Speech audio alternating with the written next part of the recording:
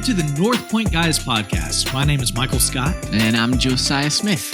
And we want to wish you a very Merry Christmas. It's Christmas! Yes. So, I mean, Christmas Eve is tomorrow.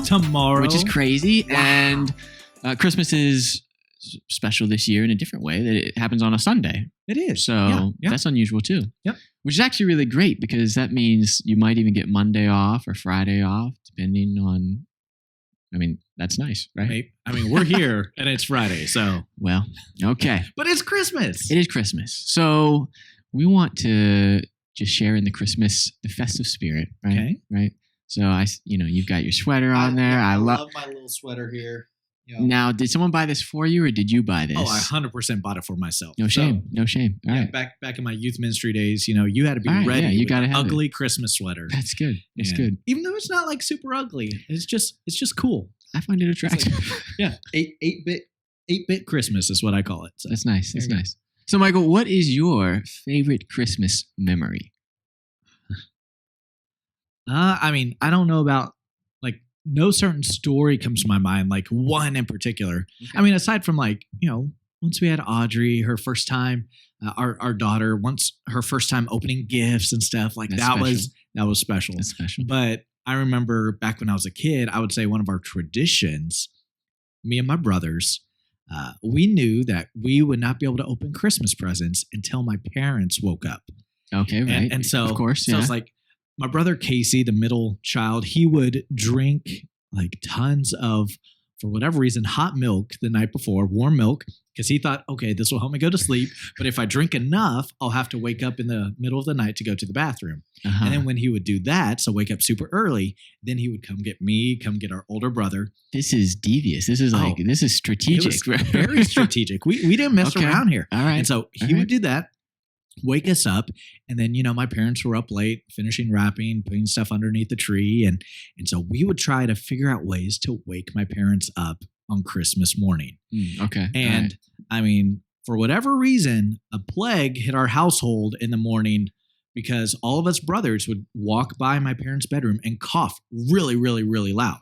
So it's like instant sickness every Christmas. Every Christmas, just that Christmas morning right sickness outside their door. Yeah. And so we would walk by and just like all that and try to wake them up. And, and eventually they would get up and then we would go open presents. I don't know why, but that is if somebody were to ask me what's a Christmas tradition? Oh, it's that. That's a great Christmas memory. What about you? So actually, yeah, something we've done in my family from a young age. I don't remember how old I was when we started this, but so I'm number 2 of 5 kids. Mm-hmm. Okay, so family of 7, and we noticed at some point, my parents noticed that the gift wrapping was happening so chaotically and simultaneously that they didn't get to see the joy on our faces. Right? It was 5 minutes, and we're like, "What? It's gone!" So they decided to slow Christmas down a little bit. And so we started this tradition, which we carried on up until an embarrassingly old age. If I were home for Christmas this year, we might do it. I don't know. So here's what we do. We wake up and we decided, we wouldn't. It doesn't have to be super early, so we didn't cough in front of their bedroom or anything. But when the time came, we would go downstairs. We might eat breakfast, might not. And then we'd read the Christmas story together, okay? Nice, so nice. Good Christian family upbringing and remembering what Christmas is all about. But then we got to what we, as kids, were really thinking that it was all about. And so instead of just opening our presents right there in the living room, my parents would hide the presents all around the house. And so each of us 5 kids had a specific wrapping paper that our presents were wrapped in. And so we would go around the house. And so, behind you here, the gingerbread wrapping paper, that's my wrapping paper. And so I would know that that's my gift. So we would say, all right, round 1, ready, set, go. And we were only allowed to find one gift. We'd come back And whoever found their gift first gets to open it first. And you go in order till everyone's unwrapped their gift. And then you go for round 2. That is awesome. Yeah. And we did that for years. I love that. And it became our favorite way to open gifts, And instead of it happening in like 5 minutes, it took, like 2 hours. Yeah. And, there were some years where my parents literally forgot where they hid something. They were like, I've written down that we got you like a G.I. Joe, but I don't know where it is. The whole family's going to go get a search party. Yeah. Sometime Christmas in July, it really worked out because there you find your present that was lost for 6 months. And so, yeah, that was a good memory. One thing I did just think of. So right before our daughter was born, I thought, man, I want our family to have some kind of special Christmas tradition. So I learned how to make homemade cinnamon rolls, like from scratch, like all that. And so I did that before she was born so that every Christmas that she would remember, that she would get older and then be like, oh yeah, I remember my dad on Christmas morning always made cinnamon rolls. That's awesome. So I just thought like, oh, that'd be fun. So I started doing that. Yeah. If ever you didn't have cinnamon rolls, it'd be like disoriented. She's like, it's not Christmas. I don't smell cinnamon rolls. Exactly. It can't be. Yeah. And then there's usually a Christmas parade on TV. So eat our cinnamon rolls while watching a Christmas parade. Yeah. That's awesome. That's good. That's good. So I also thought, that we could do a little Christmas trivia today. Okay. So I just have some random ones here. So what I'm thinking is maybe we can quiz each other, all right? Okay. And then whoever's watching or listening, they could also participate here. We'll just keep track of, how many answers we get. Oh, I'm probably going to be embarrassed. And, okay, here we go. We ship the crown to the winner. Okay. All right. So let's see here. All right. We're going to start with, a classic Christmas Carol question here. All right. Okay. So Dean Scott, how many ghosts show up in A Christmas Carol? Well, my friend, I believe the answer would be 3. Producer Matt, do we have an alternative answer? That is incorrect. Actually. What? Yeah, that's incorrect. Past, present, future? I don't know what the other one is, but it says 4. Oh, there's one 4 that shows ghosts. Up before, right? There's one that shows up at the beginning because it's Marley. It's Jacob Marley, the ghost of Marley. And there we go. There we go. Yeah. And then past, present, future. Wow. That's okay. Good. That's good. I got it wrong, but I feel like I got it right. All right. We'll give you an easier one here. Maybe. Where was baby Jesus born? I mean, are you talking city? Or are you talking like in the name of the street? Oh, the street, the location, the longitude, latitude. That's it. Yeah. So Bethlehem would be the town. That's what you would think, right?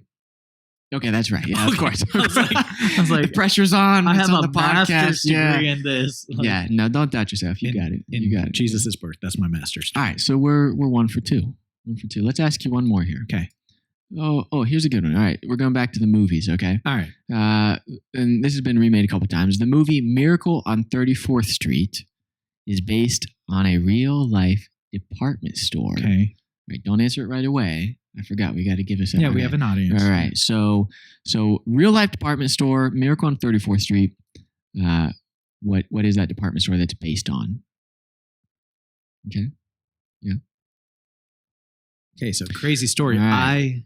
I know the answer to this. I've never seen this movie. Oh, wow. Okay. But I will be going to New York City here in a couple days. Yeah. To, see all the Christmas decorations there.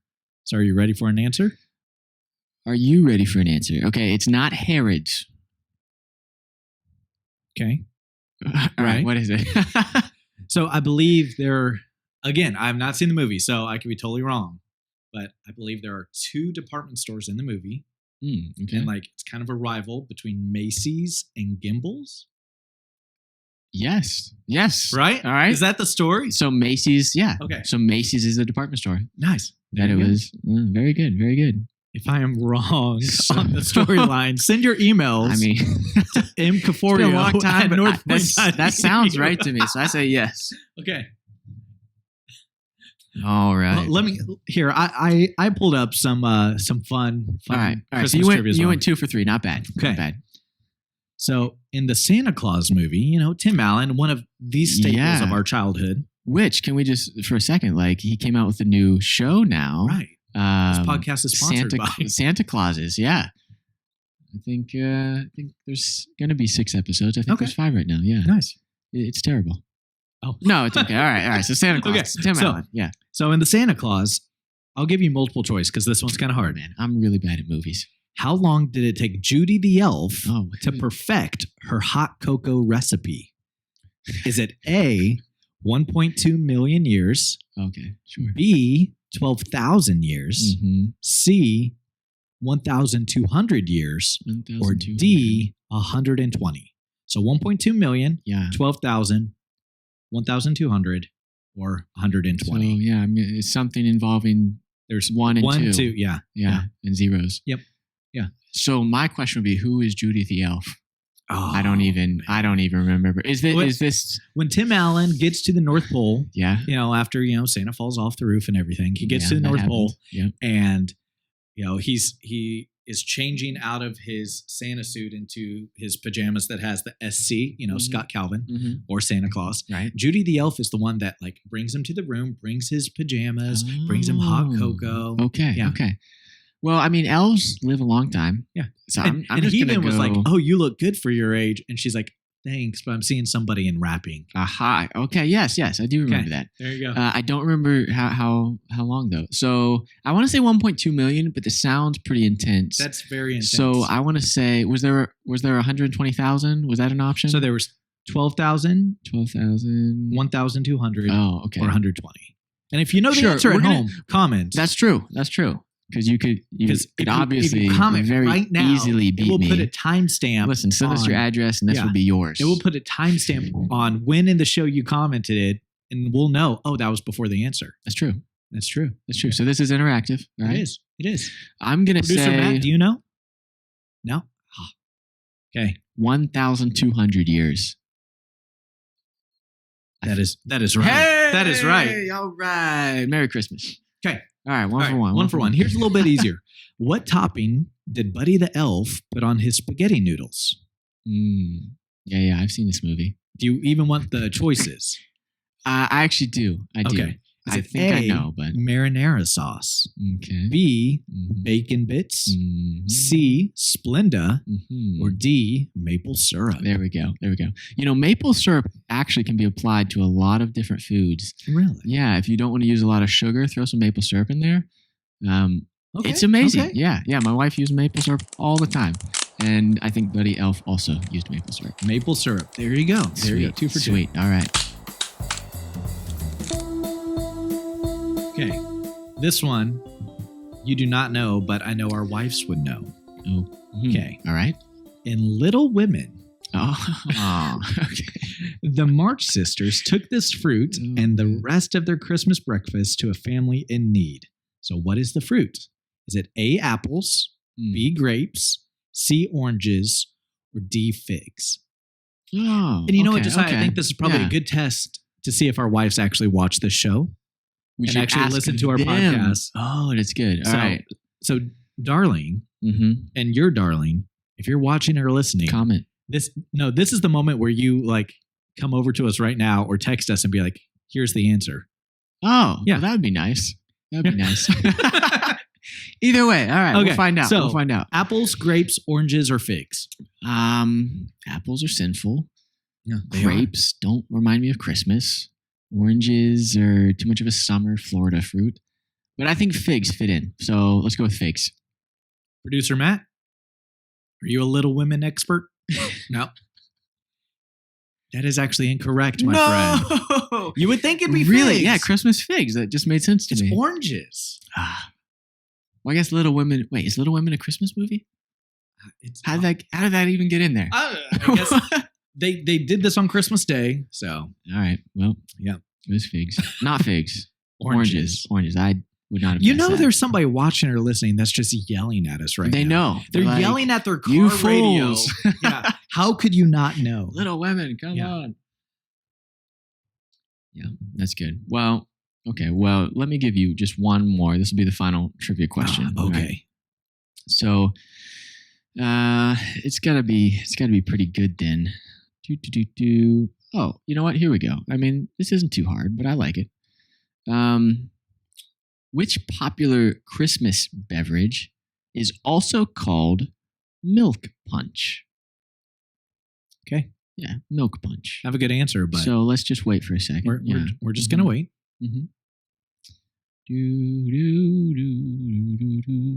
Okay, what is it? Milk punch. Eggnog.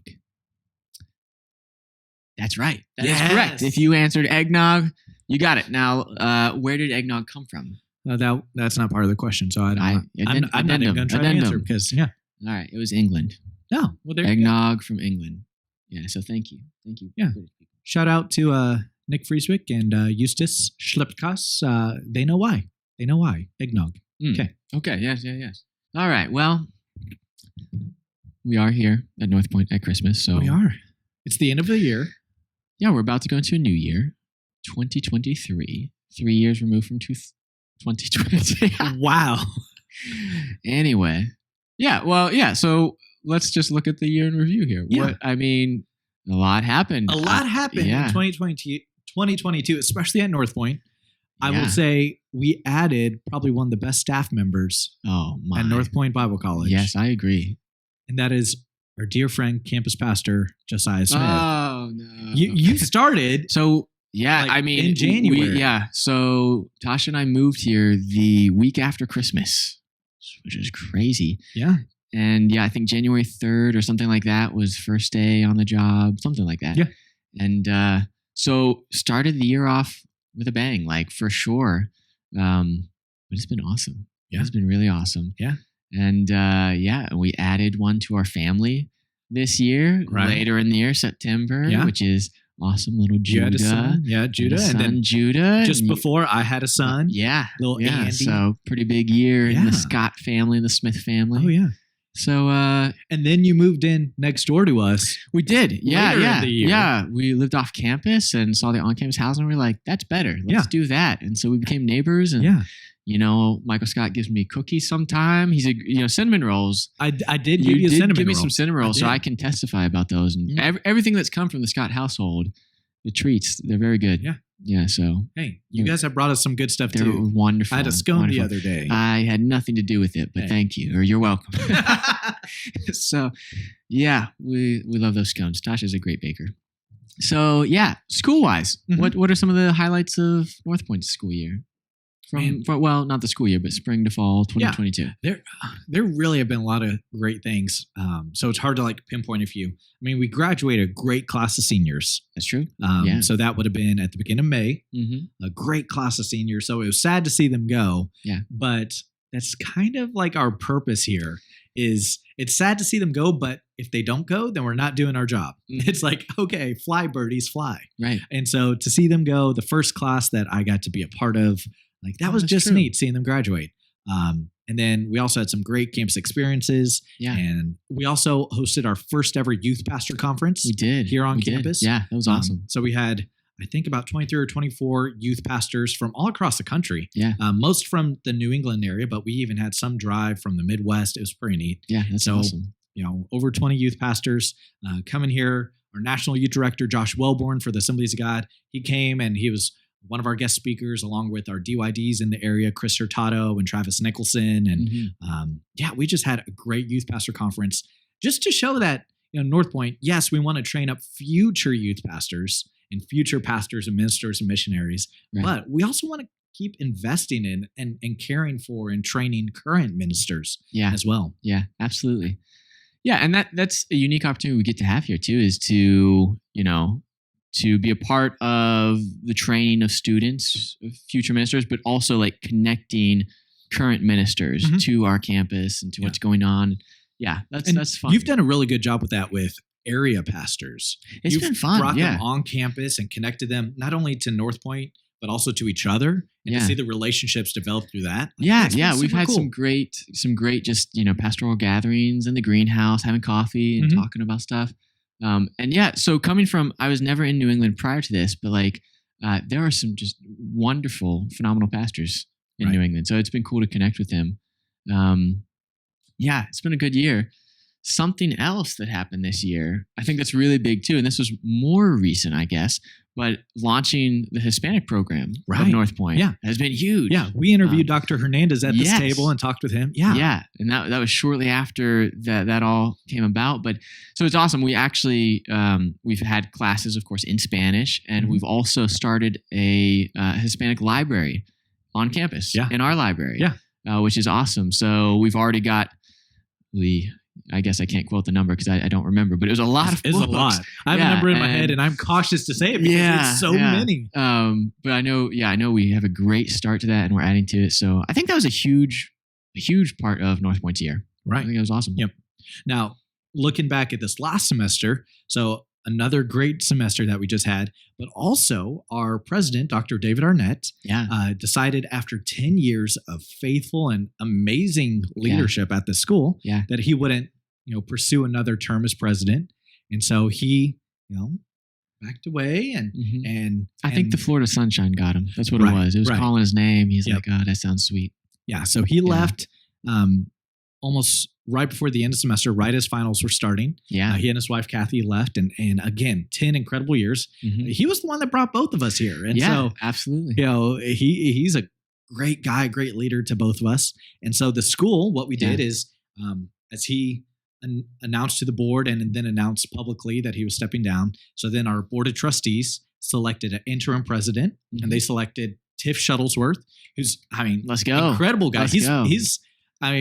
There's a lot of people that love Northpoint Bible College and Seminary, but he says this, and I firmly believe it. He's like, a lot of people love this school, but nobody loves it more than he does. Yeah, I got to be in a meeting where he said that, and seeing the way he said, I too am a believer. I'm like, he does love this school. Yeah. And so he not only was a student here, but his parents were students here. That's where they met. And brothers were students. Yeah, his brothers were students. His kids were students. Yeah. And Tiff, he met his wife here. Just amazing connection to this school. Yeah. And so he loves it. He's been on the board of trustees many years, many times. Right. And so to see him step into this role is exciting. And for those of you who don't know Tiff Shuttlesworth, he's a pretty well-known evangelist, especially in the Northeast United States. Certainly. Leads Lost Lamb Ministries.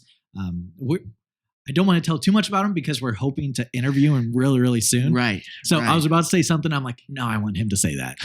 Just save it. One of the callings that God had on his life when he was a student at Northpoint. Okay. And that he's been able to see fulfilled in his years. Just interesting. Okay. Incredible. I'm incredible. intrigued. I'm intrigued. Yeah. So we'll have him on the podcast soon. Yeah. But already he's come in, been a great leader, set a good vision going forward, and we're excited about that. Yeah. So then the process will be he's the interim president until the board of trustees selects a new president through their process and everything. Right. And there's no set timeline. We want the right person. And so, it's an exciting time right now. It is exciting. Yeah. And transitions are it's hard to say goodbye, but it also is an exciting time because it's like, okay, a little bit of a blank slate, what's coming, and, President Shuttlesworth certainly called back to, the founding of Zion and the mission and the purpose and how still almost 100 years later, we're still continuing it. And how can we build on that? And I'm excited. Right. I'm excited. And speaking of 100 years, we are getting close to our school being around for 100 Very years. Close. It was started in 1924. Yeah. And we're at the end of 2022. It's not far away. It's happening. I think, so people will be getting stuff in the mail soon, probably. Oh, yeah. And if you're looking to be a student here, be here when you turn 100 years old. That's going to be a momentous occasion. It is.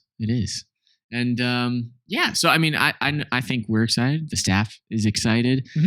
Faculty are excited. They've turned their syllabi in for next semester. I know maybe it's too soon for those who are on break right now. They want the break to last a long time. I don't want to think about classes. But listen, if you're a student here, we already miss you guys. So, staff and faculty, we're ready for you to come back and start the classes again. One of the things we did, I don't know. Let's hold on for that. Do we have any other memories or things we want to share from the past year? Again, things have been so great. You and Matt, producer Matt Caforio, did an amazing transformation of our chapel over the summer. And so if you're a student from the past and you haven't seen our chapel lately, make sure you come sometime, whether it's for homecoming or Kim's experience. And I think you'll be really excited about all the stuff that's happening on campus. Yeah, absolutely. And and we had so much help with that. Obviously, you've got the chapel, we've got the podcast studio. Oh yeah, we've got something else. This we room, got something else we're working on. Matt and I are cooking up. That's gonna be fun for the spring semester. And we're an institution that is about the Bible. Mm-hmm. We focus on the spiritual life, but those physical improvements can certainly reflect, excitement that's happening in other ways too. So, it's always nice to have a freshly painted wall. So. We had volleyball game, and basketball game against Word of Life Bible Institute this past semester. That's right. So we have tiptoed in the world of college athletics. Come on, crazy. I just really enjoyed intramurals. Intramurals have been amazing. Yeah. Was disappointed with the soccer finals. Did not win that. Yeah. But intramurals have been great. I also liked, there were pumpkins out in the yard for a while from an event. Yeah. Well, I don't remember what was that event. It was a relay race. That was from the Clash of the Classes. Okay. Yeah. So usually that's done at the very, very end of the school year. Okay. And then something that the student council and I got together on said, hey, I know we're doing it at the end of the year. Let's keep that. Mm-hmm. But let's also start the year with it. Have the classes. It's building this incredible community and camaraderie with each other that all the juniors get together to compete against the other classes, all the freshmen. Yeah. So you want to get, freshmen united, slap them on a team together. It was fun to watch. Yeah. It was fun to watch. They were running all over the place. And so I think I was running too. Maybe not a major highlight, but that was fun. That was fun. Still exhausted from all the running that day. But yeah. And we had some great chapels this past semester too. All year. Sure. All year. We had some great speakers. And then we closed the year with our final two chapels were a little different, which was fun. They were so good. Yeah. So on Monday, our final Monday, we had an Advent chapel. Mm-hmm. And then our last day of chapels fell on Tuesday, and we did just a special Christmas chapel. We had faculty reading the Christmas stories, some specials. It was a lot of fun. But the Advent chapel, I think, was unique because I think maybe there's a lot of people in the evangelical world who don't observe Advent, who don't know what it's about. So we actually had a friend come and share a little bit about Advent. We had a wreath there on our communion table with the 4 candles, and so kind of explained. So I'll just do it again here. So the wreath is green, so it's in a circle, which represents it reminds us of the eternal nature of God, and green reminds us that fir trees, even in winter, they stay green, and when everything else dies, they remain. They're still there, and then we got the 4 candles, which represent a few different things, but most commonly, I guess, they would represent 4 themes of Advent. So hope, and the next week is peace and joy, and the final week is love. And so, those themes leading up to Christmas. So let's see here.